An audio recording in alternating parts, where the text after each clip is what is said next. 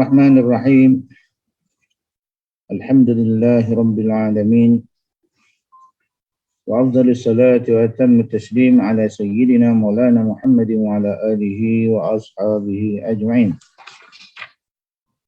اللهم أخرجنا من ظلمات الوهم وأكرمنا بنور العلم وافتح علينا بمعرفة الفهم وزين لنا بالعلم جعلنا من الذين يستمعون القول فيتبعون أحسنه. قال رب اشرح لي صدري ويسر لي أمري واحلل عقدة من لساني يفقهوا قولي. سبحانك لا علم لنا إلا ما علمتنا إنك أنت العليم الحكيم واجعل لي وزيرا ولا حول ولا قوة إلا بالله العلي العظيم. أما بعد. Menyambung semula kepada bacaan yang telah lepas yang tertangguh. Saya kira sekitar masih dalam bab qidam, ya, sifat yang kedua bagi Allah SWT, iaitu sifat qidam. Okey. Muka surat 48.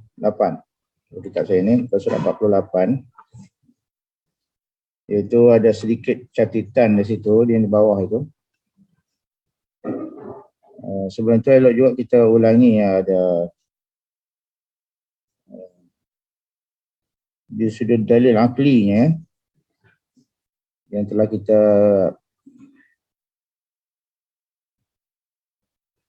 kita kemukakan pada masa yang telah lepas.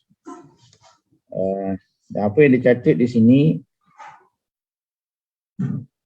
di sudut tartib ataupun tarkib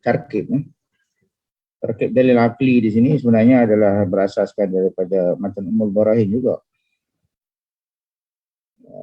Asal dia ada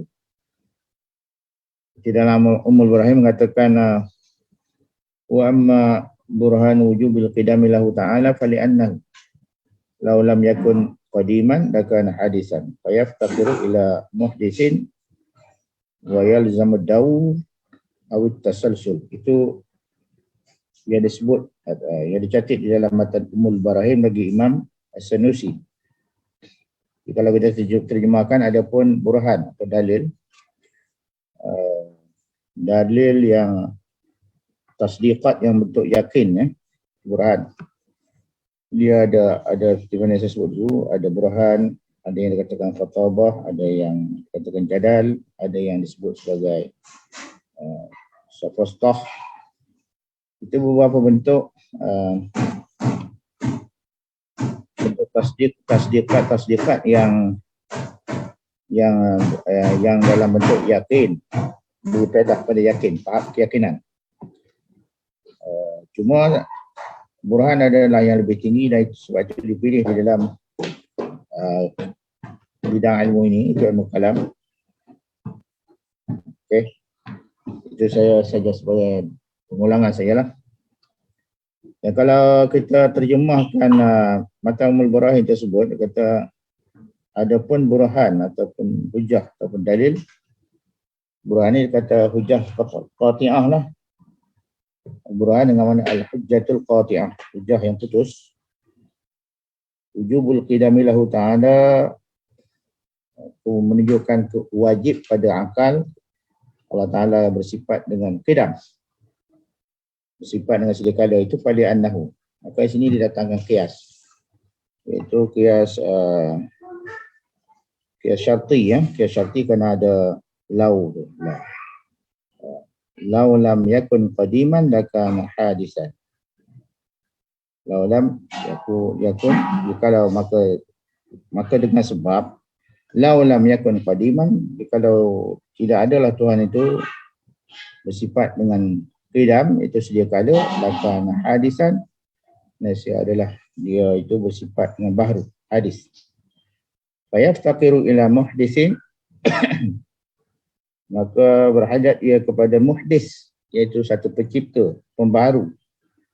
Muhdisin Kemudian ada lagi kalau dalam syarah-syarah tersebut fayaftakiru ila muhdisuhu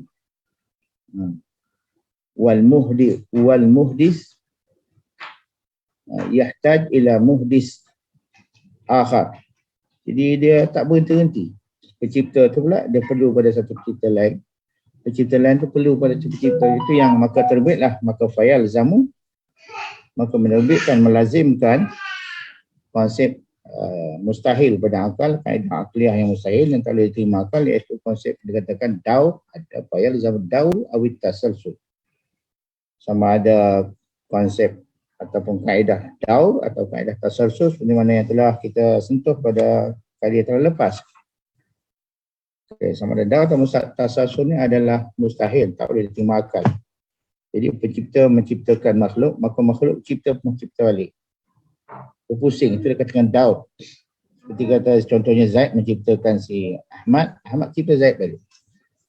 Maka akan tak boleh terima. Fokusnya tak boleh terima kerana bersamaan dahulu dengan kemudian. Mana boleh dulu kemudian sama. Asal tak terima. Begitu juga tasalsul. Tasalsul ni berantai-rantai lah. Dan daur itu ada dua bentuk. Sebentar saya teringat lah. Saya ingat pada lepas saya dah sebut tidak. Itu daur yang dikatakan daur musarrah. Dan yang kedua daur mudmar. Ini ulang kaji semula lah. Daur musarrah itu dia jelas lah. Umar menciptakan Zaid, Zaid ciptakan Umar. Mudmar ni dia ada lagi diselahi oleh wasitah oleh orang yang ketiga. Contohnya Zaid sebagai pencipta menciptakan Umar, Umar menciptakan si Saleh, Saleh ciptakan Zaid semula. Dikatakan daur mudmar. Ini bentuk-bentuk yang istihalah pada akal.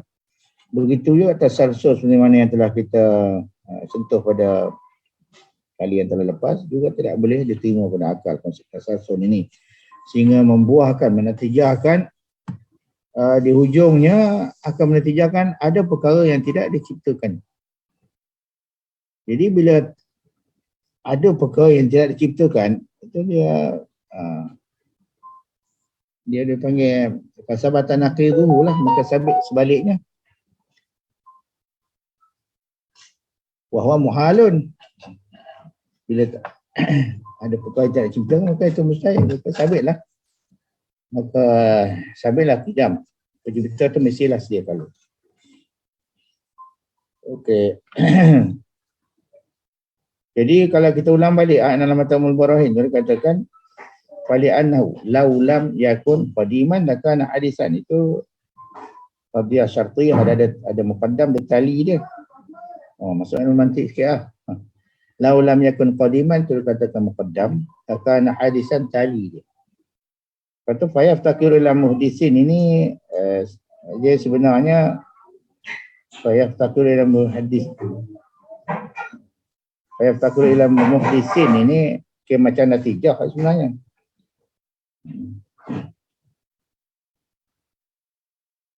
Law lam yakun qadiman lakana hadisan.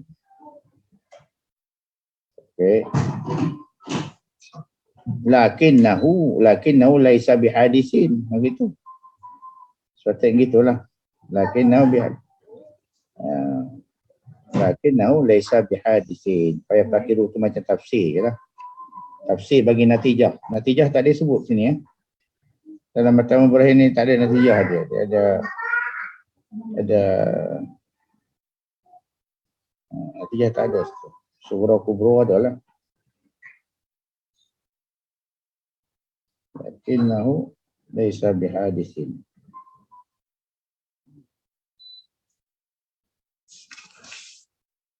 Okey, itu kita selalu sebagai satu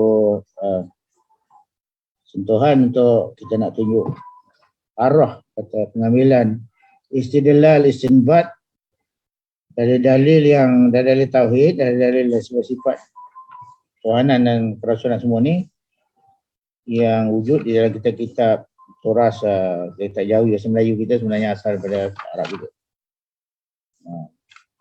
Dan uraian panjang di sana lah. Baik, kita teruskan sikit lagi. Muka surat 49 adalah qadim dengan nisbah panggilan terbahagi kepada 4 bahagian.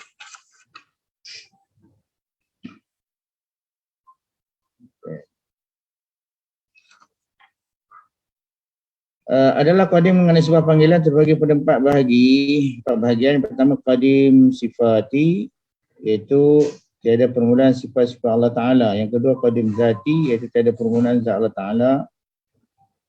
Dua bahagian qadim ni dikatakan qadim yang hakiki, yang sebenar-benar qadim lah. Qadim sifati ni dia merujuk kepada sifat-sifat Allah Ta'ala. Sifat Allah Ta'ala semuanya qadim. Semua sedia kala sifat Tuhan. Begitu je zat Tuhan yang tunggal itu. Zatul Buhti dia, itu adalah qadim. Sedia kala. Maka kedua-dua bahagian ini dikatakan qadim hakiki. Yang sebenarnya qadim pada peristilahan sisi ilmu kalam, ilmu tauhid, pengajian yang kita belajar ni. Maka bila disebut saja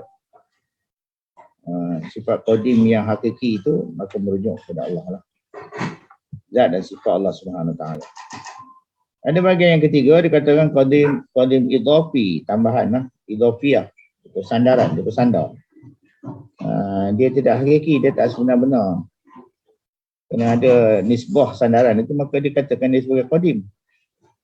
Okey. Padahalnya dia tak qadim pun. Contohnya itu terdahulu, masuk pada idafi ini, iaitu terdahulu atas sesuatu perkara. Okey. Dia mesti dulu satu perkara dengan satu perkara. Atau jalan talazum tu.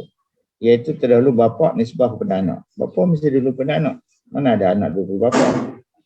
Kalau anak dulu bapa itu lain, itu bukan anak hakiki, anak nisbi lah. Anak apa orang panggil? Macam anak saudara kan. Anak saudara, itu anak cucu saudara. Itu kan cucu sebenarnya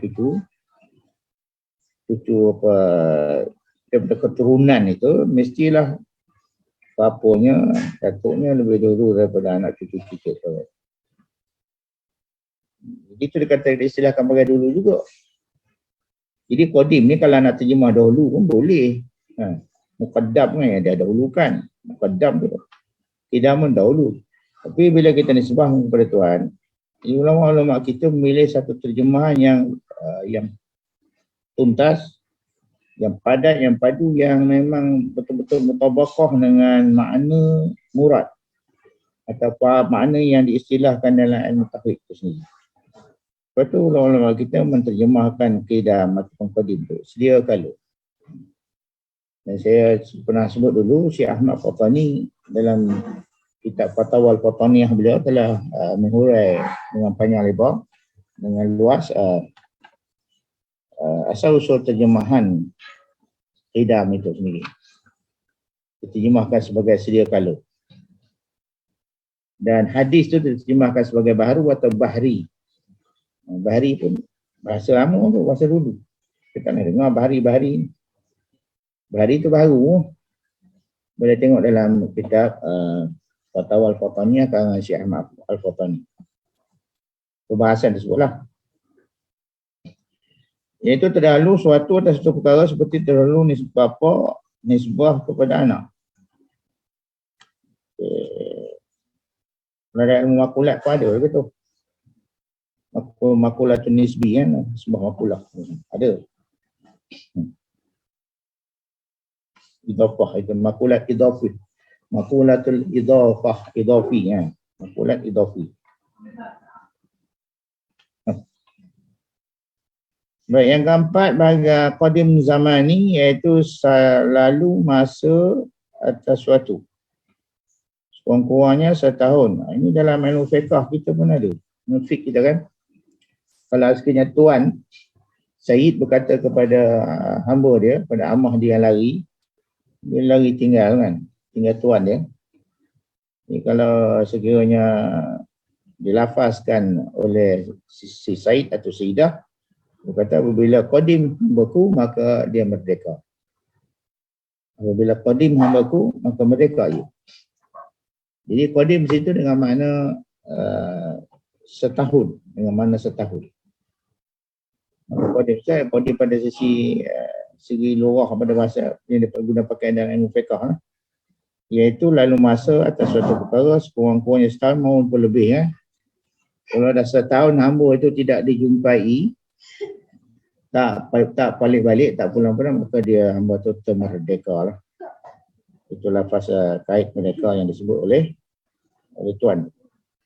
Seperti contohnya sebuah rumah bila berusia setahun, maka dikatakan rumah itu rumah qadim, rumah lama atau rumah usang. Qadim atau adim, sama lah. Adim. Bahasa adim.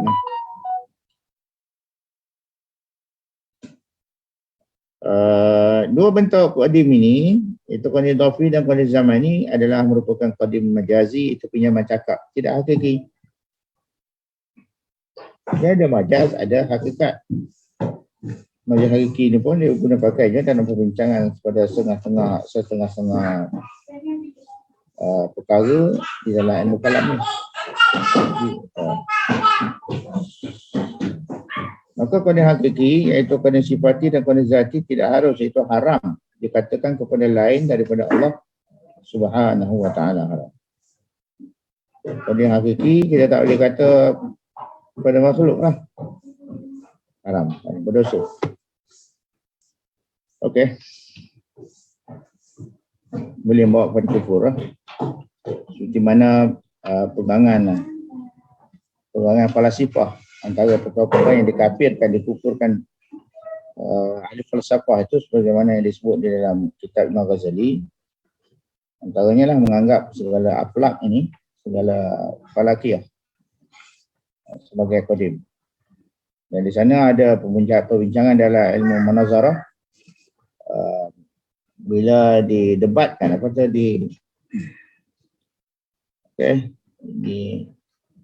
dibantah sama ada daripada mu'allil atau mustadil, itu istilah-istilah yang ada dalam munazarah lah.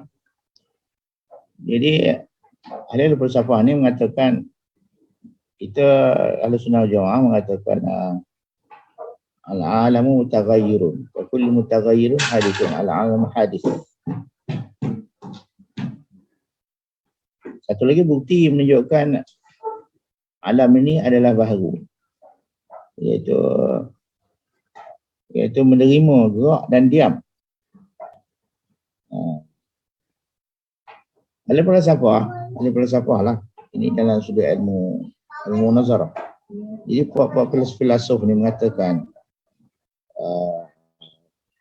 sebenarnya gerak dan diam tu ada lagi perkara yang ketiga, iaitu baina sukun wa harakat. Di antara gerak dan diam tu, sementara daripada gerak nak berubah kepada diam tu ada. Dia ada satu perkara baru. Yang lain pula. Ya, itu menunjukkan ada perkara yang menengahi di antara gerak dan diam. Itu falsafah betul lah begitu. Tapi ala kuliah macam mana pun golongan falsafah ini, mereka tetap mengaku pada asasnya alam itu adalah baharu juga.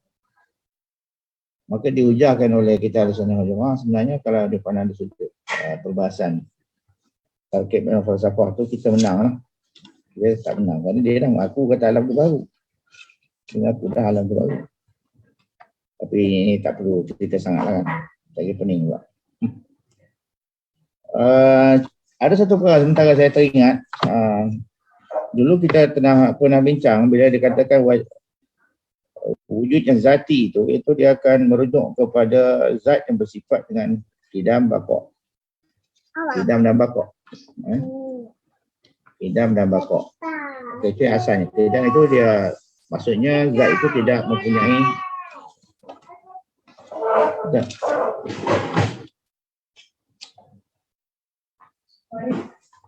maknanya zat itu tidak mempunyai pencipta. Itu yang dimaksudkan dengan wujudnya zati. Dan yang kedua, zat itu tidak punah. Maksudnya bersifat dengan baqa. Dan seterusnya yang lain-lain lah. Itu asasnya. Sebab tu Allah SWT atau Tuhan yang sebenar tu, ma'budun bihaqqin fil wujud tu, dia adalah wujudannya wujud yang zati, bukan wujud yang aridi, bukan wujud yang selain daripada itulah. Bukan wujud yang selain daripada zati. Sama ada anak disilakan sebagai aridi atau muqayyad ke, ataupun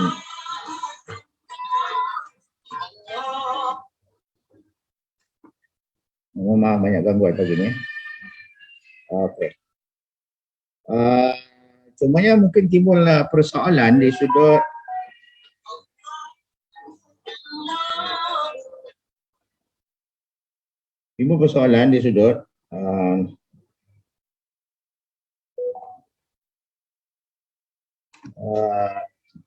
kalau sudah dibincangkan wujud yang zati itu patutnya sudah madai lah. Kenapa perlu dijelaskan, disebut atau dibincangkan baqa', mukhalafah lil hawadith dan sebagainya. Maka di dalam syarah-syarah bagi matan Ummul Barah ini ada satu jawapan yang menarik. Tapi ini saya rasa Ustaz perlu tahu, Ustaz je lah yang tahu kot, yang boleh faham. Katanya kerana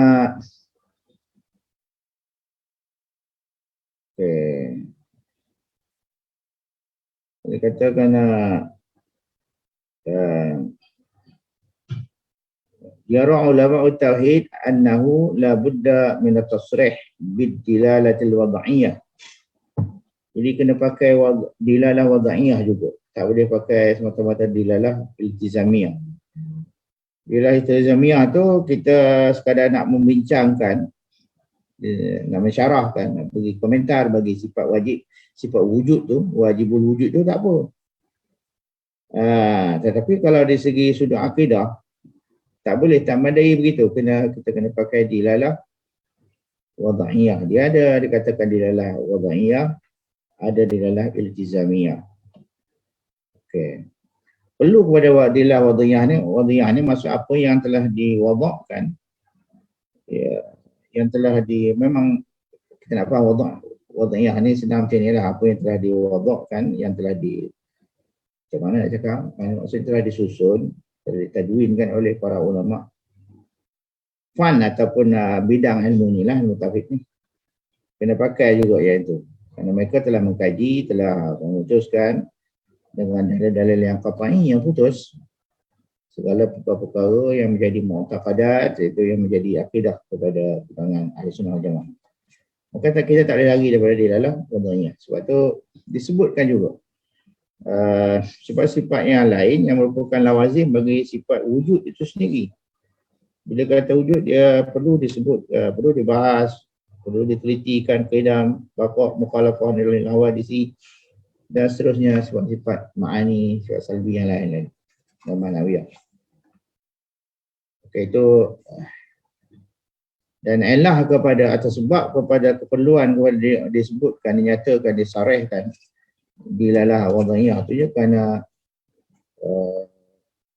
di syiddati khataril jahli fi hadzal fanni, kerana sangat bahaya syiddah khataril jahli, kejahilan tu sangat bahaya dalam bidang pelajaran ini lah. Tak tahu tu, jahil tu, walaupun jahil basit, sangat-sangat bahaya. Baik, kita teruskan sedikit lagi perbincangan dalam apa yang dicatatkan dalam buku ini.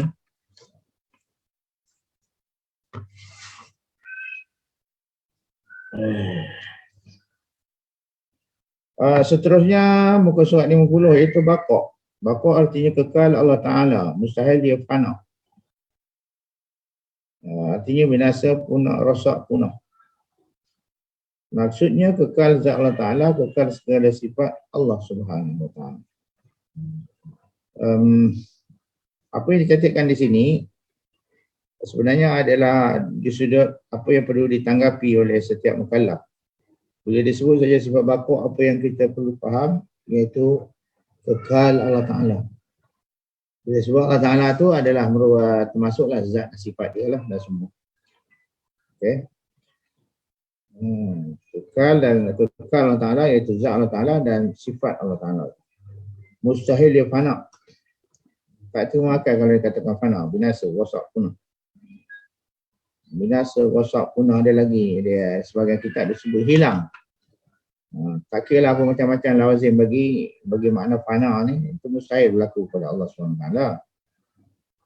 Kemudian di sudut tafsirnya dihuraikan, diperincikan lagi maksud bagi kekal itu, yang kata baqa' Allah Ta'ala itu adalah kekal zat Allah SWT, zatnya kekal. Dan kekal segala sifat Allah Ta'ala. Segala sifat Allah Ta'ala, sifat kamalat itu kekal. Berkekalan. Baik, kita tengok apa lagi huraian di sini. Arti kekal iaitu tiada berkesudahan, tidak luput, tiada akhir, tiada dihubungi tiada. Dia tidak ada apa disilahkan dalam apa setengah-setengah kitab tauhid. Walaupun kita jauh ya, dia sebut kata dalam Matalul Ghurain pun dia kata ayal haqahu al-adamu, mana menghubungi ketiadaan. Adam tu sama ada Adam lahir atau Adam sabiq atau Adam mustamil. Adam yang terdahulu, tak ada yang dulu atau tak ada selepas dia. Selepas ada ataupun sentiasa tak ada atau sempurna tak ada semua. Jadi tidak dihubungi oleh tiada langsung. Dia kata bapak tu dia menafikan semua. Dia kata apa yang dia kata tiada. Sebab tu dalam Matalul Ghurain dia kata law amkana ayyal haqahu al-adamu lan tafa'anhu qidam. Itu dalil dari segi tertib qiyas syartiyah istisnaiyah betul. Jadi kita tengok apa nama Matalul Ghurain kata ya. Okey. Keterangan dalil wajib Allah Ta'ala bersifat kekal jika Allah Ta'ala pencipta itu tidak bersifat wajib. Kekal itu tidak bersifat baqa. Nescaya ternafi daripada sifat serikala iaitu qidam. Kerana pada ketika itu tidak bersifat kekal menunjukkan kewujudan iaitu pencipta Allah Ta'ala adalah jaiz, iaitu harus, iaitu boleh ada ataupun boleh tiada. Baik. Ini apa yang dicantumkan di sini sebenarnya dari segi logiknya, dari segi dalil aklinya, iaitu dikaitkan terus sifat baqa ini dengan sifat qidam. Kita telah maklum pada masa yang telah lepas kita telah menerima yang dikatakan pencipta yang sebenar itu adalah bersifat dengan qidam, iaitu sedia kala. Okey. Jadi baqa disangkutkan, dikaitkan dengan qidam. Kalau sekiranya Tuhan itu tidak bersifat dengan baqa, kalau sekiranya Tuhan tidak bersifat dengan kekal, dia tidak bersifat dengan qidam. Begitu. Ternafi baqa, ternafi qidam. Ternafi qidam telah terdahulu dalilnya pada sifat qidam lah. Gitu ya.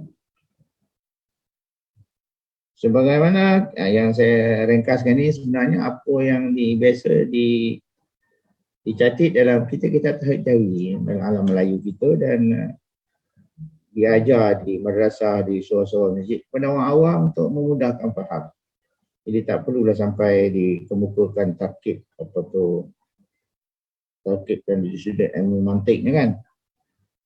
Qadiyah dia tu, qadiyah istisnai, qadiyah syartiyah istisnaiyah, qadiyah apa lagi, qadiyah iktirani. Biasanya dalam Matalul Ghurain ataupun dalam kitab-kitab ni kalau kita perhati itu je. Kalau tak qadiyah iktirani, qadiyah istisnai, tidak pun syartiyah istisnaiyah, gitu je. Ada yang dihazafkan natijah, ada yang dihazafkan kubro dia ambil dia buat pula qadiyah. Ada yang dihazafkan sugro pun ada. Jadi berbagai-bagai cara itu atas kemahiran memaham lah bagi orang yang dah mahir. Dari sudut ilmu alat tu mereka akan nampak lah semua tu. Jadi kita sekadar nak mendapatkan kefahaman dari sudut apa yang perlu kita intiqad cukup. Sebab tu saya daripada dulu lagi saya selalu syorkan, saya cadangkan kepada mereka-mereka yang banyak sangat nak mengkritik pengajian ilmu tauhid sifat 20 ni. Kalau mereka nak kritik, kalau mereka faham betul-betul semua ilmu alat yang digunakan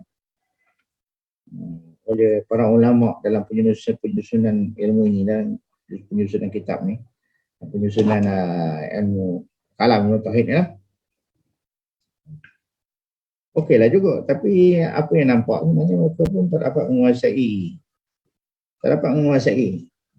Jadi kritik tu hanya kritik dalam bentuk jadal untuk menang saja, bukan untuk dalam bentuk munazarah, dalam bentuk mencari kebenaran. Kerana mereka tak kuasai ilmu alat. yang tuntas yang telah diguna pakai oleh para pengarang terdiri daripada para ulama dalam bidang ini. Mereka tak kuasai ilmu mantik, tak menguasai ilmu nazarah, tak menguasai ilmu isti'arah sebagainya. Dia susahlah macam itu. Kajian mantik pun tidak dikuasai dengan betul, tertibnya nak memahami.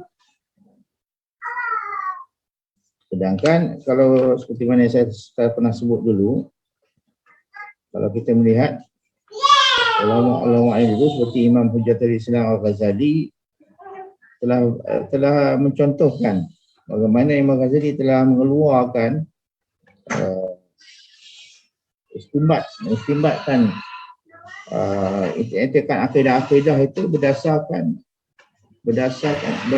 pada Al-Quran, nas Quran itu sendiri, nas hadis itu sendiri, menerusi ilmu-ilmu alat ini. Banyak contoh-contohnya kalau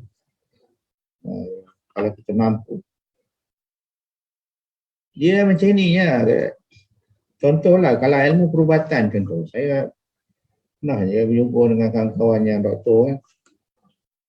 Saya tengok buku-buku rujukan mereka itu bukan English biasa, bukan. Walaupun kita tahu broken English kan, baca-baca. Memang kita tak faham sebab kita tidak menguasai peristilahan dalam ilmu itu sendiri. Itu contoh yang dekat dengan kita.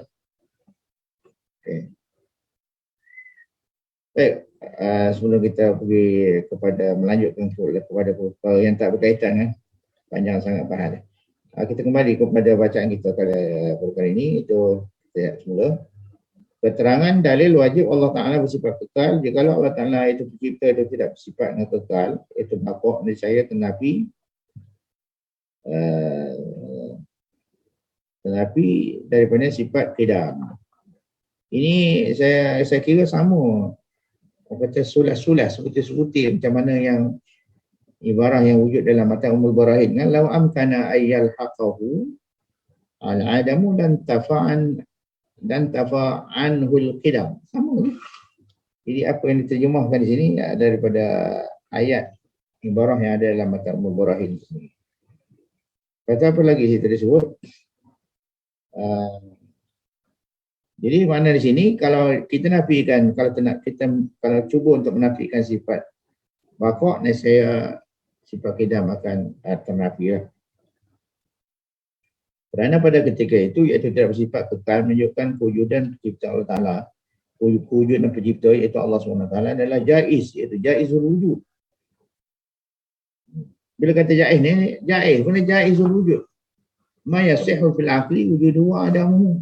Ala sabil tarattub, ala sabil tana'ub. Jadi boleh ada, boleh tak ada, bukan harus kan? Boleh ada. Sah pada akal wujud dan adamnya atas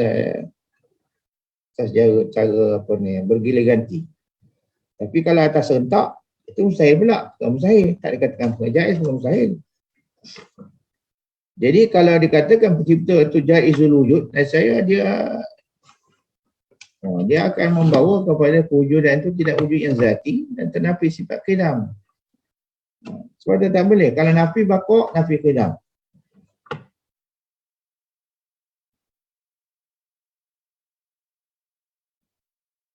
So, kalau mata yang berahin tu, kan, dia datangkan qadiyah syartiyah situ. Tapi dia ada hazaf situ, ada hazaf lagi tu. Lau amkana ayal haqahul adamu lan tafa'anul qidamu. Dan tafa'anul qidamu tu tali dia. Lau amkana ayal haqahul adam itu muqaddam tali.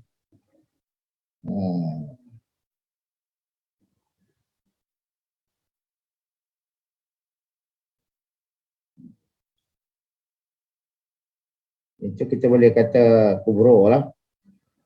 Kata sugro dia tak sebut situ. Lakin kita buatlah sikit, lakin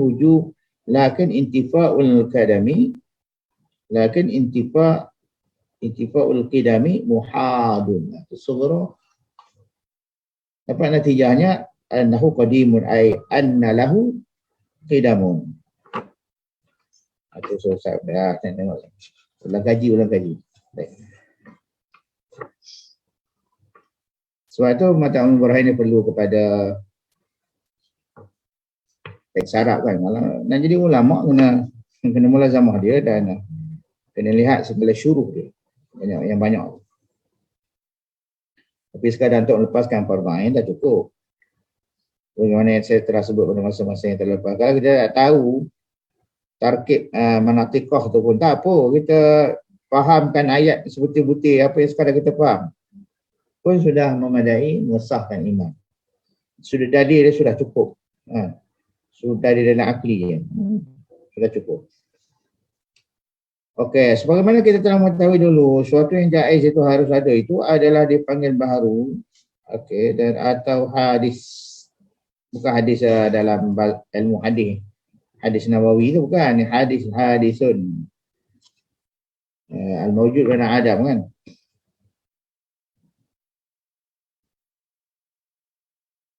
Hadis adalah lawan qidam. Hadis adalah lawan bagi qadim. Qadim isim fa'il. Lawan bagi qidam lah. Hadisun. Hadisun isim fa'il sebenarnya. Hadisun qadimun. Kalau dia sudah nak mutabakah dia hudus lah. Hudus dan qidam. Hudusun qidamun. Hadisun qadimun. Keselarasan. Sudah bahasa lah. Padahal tiap-tiap yang baru melazimkan iaitu berkendak kepada yang membaharukan. Baru pencipta berkendak pada cipta. Pencipta berkendak pada cipta itu tasalsul nama dia. Sedangkan kenyataan pencipta berkendak kepada cipta itu membawa kepada kaedah istihalah akli iaitu daur dan tasalsul. Seperti mana kita telah bincangkan secara sepintas lalu pada masa yang lepas. Bagi kita telah jelas kemustahilan daur dan tasalsul itu boleh buat sebakan semula dan insyaAllah pada masa-masa yang akan datang kita akan ulang balik. Apabila mustahil baru pencipta, saya tetaplah lawannya iaitu wajib kekal pencipta. Inilah maksud daripada perbahasan ini.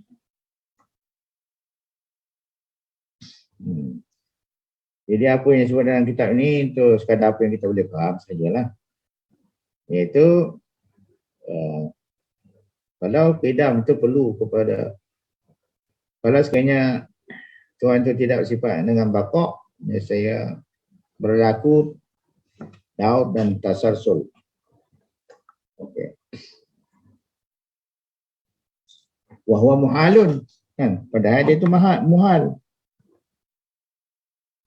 Iaitu dia berdasarkan qadhiyah yang kena buat lain lah pula. Kan? Lau lam yakun qadiman lakana hadisan.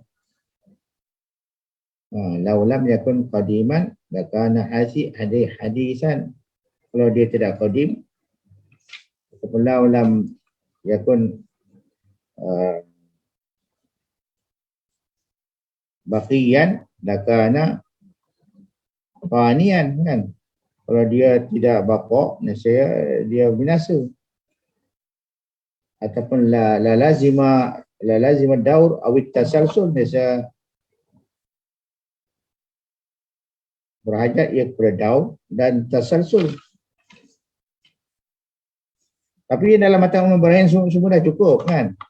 Lau amkanahu ayyal haqahu al-adamu lan tafa'anhu al-qidamu.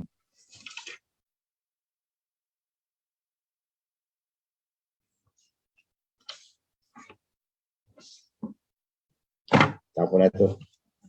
Panjang nak cerita tu. Rumusan tertib dalil, jika Allah Ta'ala tidak wajib itu kekal baqa', nescaya tidaklah dia bersifat sedia kala. Ini saya kata tadi, kalau nafi baqa', nescaya nafi qidam. Padahal nafinya qidam kepada Allah Ta'ala adalah batil. Fasabata naqidu. Maka sabit naqid ini pun dalam untuk qadhiyah syartiyah kan. Syartiyah istisnaiyah juga. Lau lam yakun baqiyan lan tafa'anhul lau lam yakun baqiyan dan tafa'anul qidam. Dan tafa'anul qidamu wa huwa lakinnahu lakin intifa'ul qidami batilun. Sama tu. Kubra dia, sughra dia dan natijahnya. Dan dapat natijahnya fasabata annahu qadimun. Annahu baqi annahu baqin. Ataupun fasabata anna lahu baqaun. Ini susah lah semua.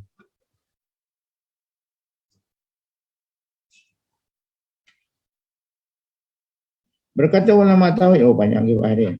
Wa kullu ma jaza alaihi al-adamu alaihi qat'an yastahilul qidam.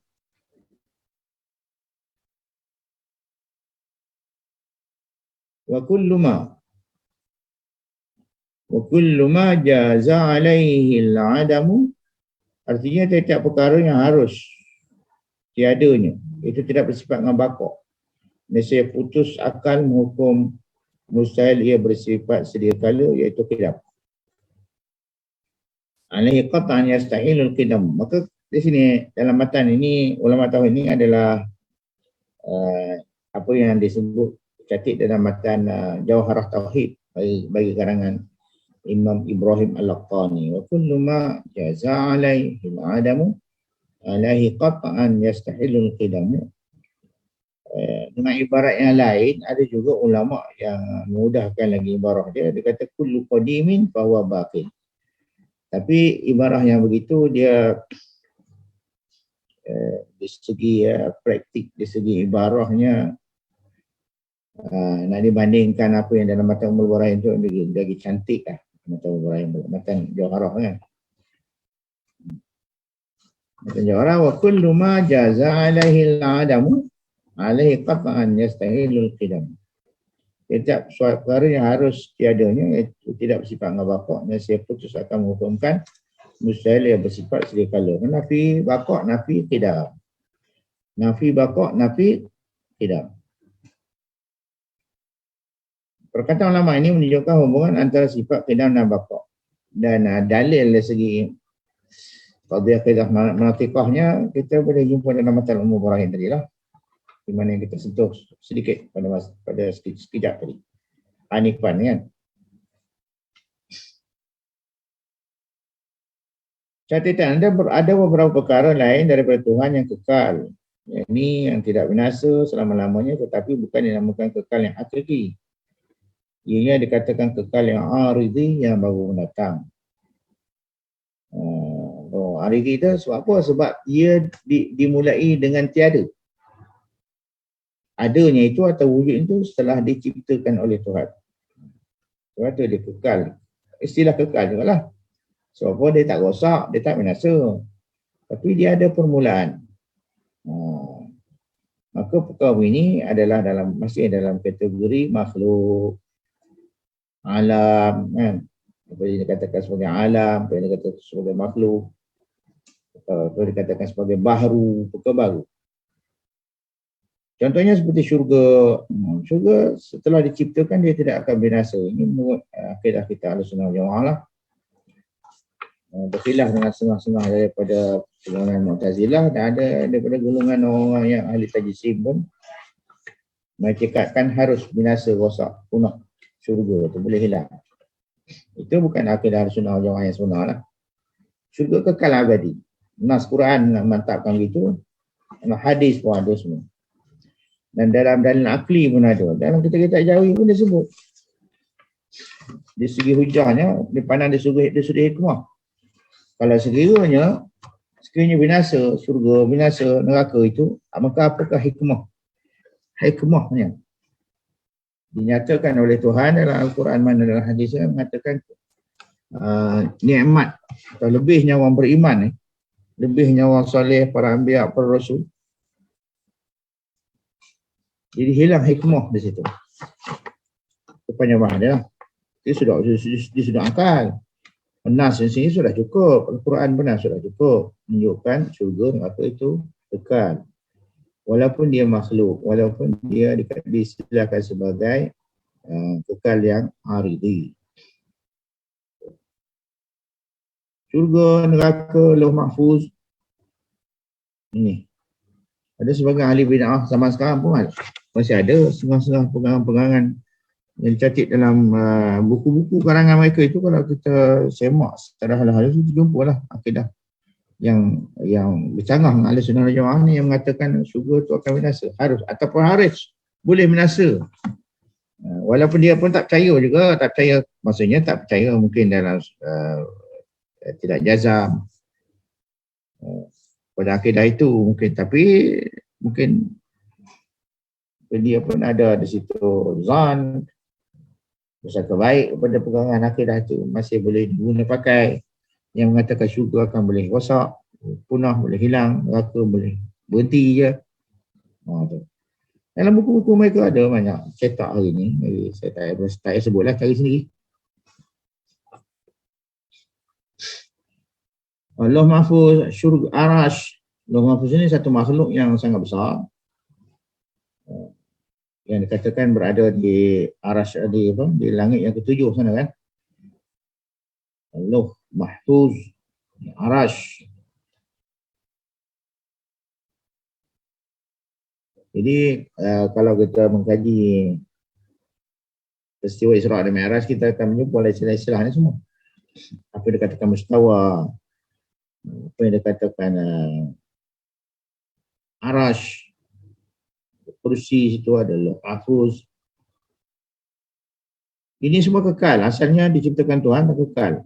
Kursi ini kursi ya, makhluk yang sangat besar. Dan ada kita pergi sini dikatakan ruh itu nyawa, ataupun kekal juga, kekal yang aridi. Kekal perkara-perkara tersebut adalah kekal yang aridi, iaitu kekal yang mendatang. Yang ini setelah ditentukan oleh sifat iradah, ditaksiskan oleh iradah, dan dijadikan kekal oleh kudrat Allah, ditaksirkan oleh kudratullah. Ini zatullah yang bersifat dengan iradah telah mentaksiskan dari ta'aluk taksisnya, dan telah mentaksirkan dengan sifat iradah ini berkudrat ya, kudratnya yang mempunyai ta'aluk taksir, telah menciptakan, menentukan dan menciptakan semua perkara-perkara tersebut sebagai kekal abadi, tidak ada punah, tidak hilang. Bukan semata-mata sifat, dan bukan semata-mata zat. Ini insyaAllah kita akan bincang di dalam sifat-sifat ma'ani yang akan datang. Kerana menurut ahli sunnah wal jamaah, yang dikatakan wajibul wujud, zat yang wajib ada itu, dia tidak semata-mata zat, dan tidak semata-mata, tidak pula sifat. Dia bukan sifat. Dia adalah zat yang bersifat. Okey.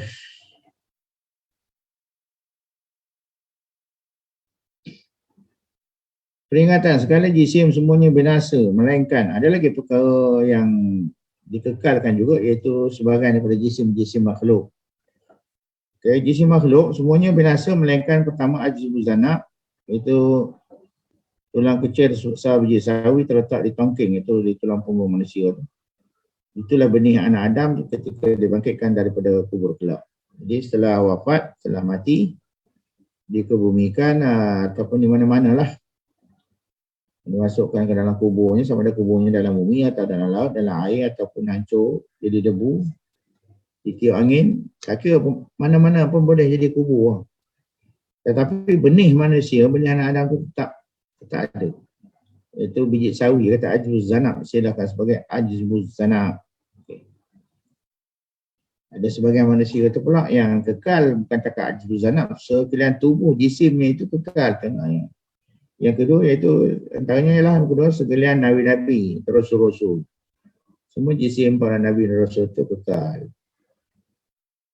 Al-anbiya'u ahya'un fi kuburihim wa hum yusalluna. Hadis tu boleh pakai hadis tu. Para nabi itu hidup dalam kubur mereka itu dan mereka bersembahyang.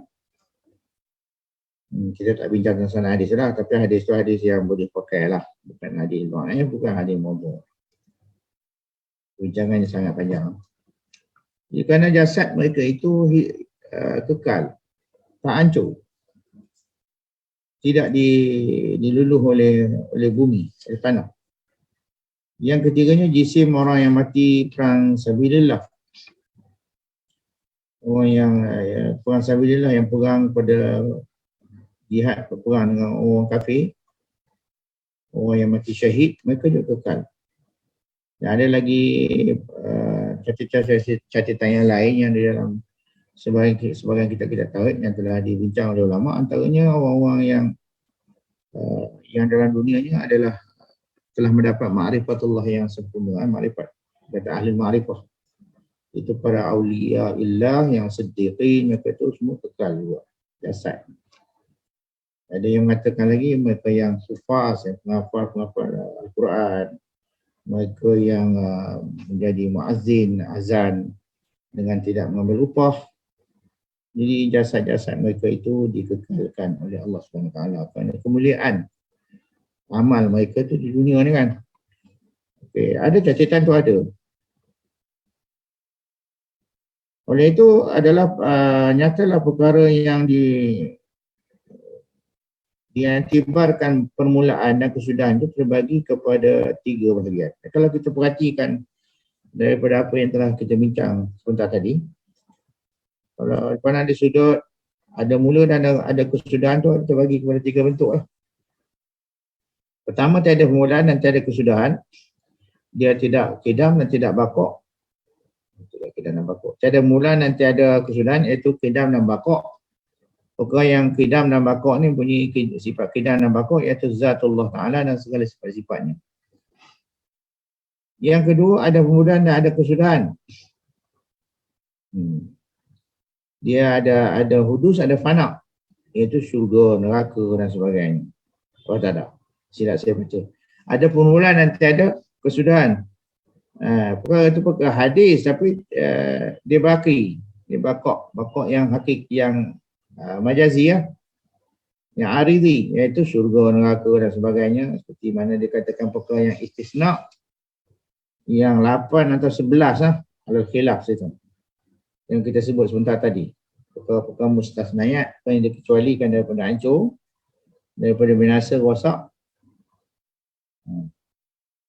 Semuanya ada dalil tu, semua ada dalil. Panjang bahas dalil pun boleh semak lah kita yang lebih luas. Okey, yang ketiganya ada permulaan dan ada kesudahan. Ada mula, ada sudah. Itu hak lain lah. Yang lain daripada 2 perkara di atas yang disebut tadi, iaitu segala makhluk yang selain daripada 10 perkara atau 11 atau 8 lah adalah khilaf yang kita sebut tadi. Jadi berkenaan saya sebelum mengakhiri kuliah pada begini, pada kali ini kita tengok sedikit istilah jisim ya.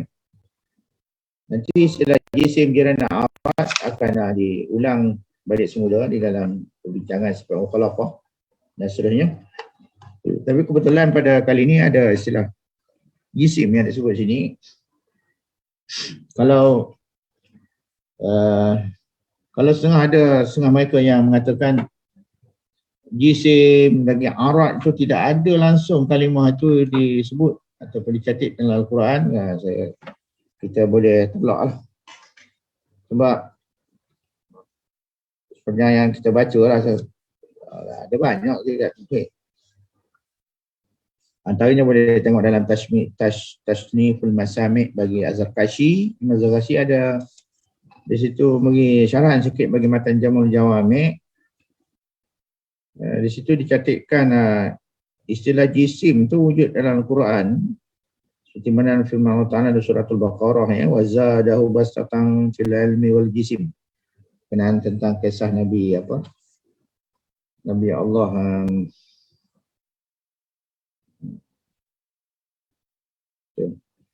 wa zadahu tu dia merujuk kepada peristiwa yang berlaku pada zaman Nabi Dawud kan, Nabi Dawud. Tapi yang ditambahkan pengetahuan ni itu bukan mana beda tu saya perlu minta maaf. Wa zadahu bastatan fil ilmi wal jism. Masyaallah. Jisim fil ilmi wal jismi. Jisim. Dan kalimah dalam Quran ni walaupun huruf, walaupun kalimah, walaupun nama itu dibincang oleh ulama menurut fan masing-masing. Kalimah jisim itu apa ta'rif dia, apa maksud di situ. Maka kalau dalam bidang ilmu kalam ini dia bincang menurut bincangan mukalam lah jisim. Begitu juga arat. Arat ada je dalam Quran suratul Anfal, turiduna aradad dunya, turiduna aradad dunya, begitu mendakikan arat dunia. Macam benda. Itu jauhar. Jauhar ni dari segi lughah kalau menurut Zarkashi dalam tashniful masami' dia tu, jauhar ni bi ijma'il muslimin. Menggunakan kalimah jauhar ni untuk makhluk. Tak boleh wala ibrata bi khilaf ibn Kiram. Wa karamiyah kita tak boleh ambil tibar lah. Tak boleh ambil ibarat, mana tak boleh ambil cara dengan pendapat mazhab karamiyah kan.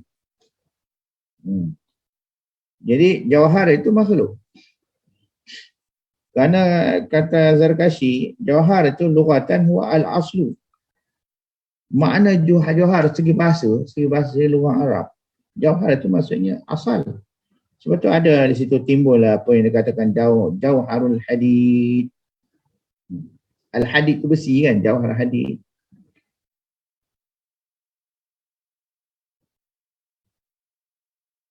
Banyak bahasa. Ada hujah dia tuan. Asalkan kita rajin menyemak dan menambah maklumat, menambah ilmu, kaji dan belajar. Talaki insyaAllah kita akan sentiasa majulah dalam ilmu pengetahuan. Lebih-lebih dalam bidang ilmu akidah ni. Kenapa kita perlu sanksi? Sebenarnya tak perlu sanksi. Tak boleh sanksi dengan ilmu akidah mengajar sepada 20 yang telah kita warisi daripada sesepuh kita. Yang jadi kita sanksi dan ragu dia sebab kurangnya maklumat dan kurang penjelasan dan kurang kajian. InsyaAllah pada kali ini insyaAllah kita akan sambung pada minggu hadapan. Saya akan cuba untuk beri sedikit ulasan-ulasan yang sepintas lalu kena dengan buku inilah sehingga habis. InsyaAllah diharapkan kita semua boleh kekal sentiasa lagi pada masa yang akan datang untuk sama-sama kita bincang isi kandungan buku inilah. Aku qauli hadza, astagfirullah. Assalamualaikum warahmatullahi wabarakatuh.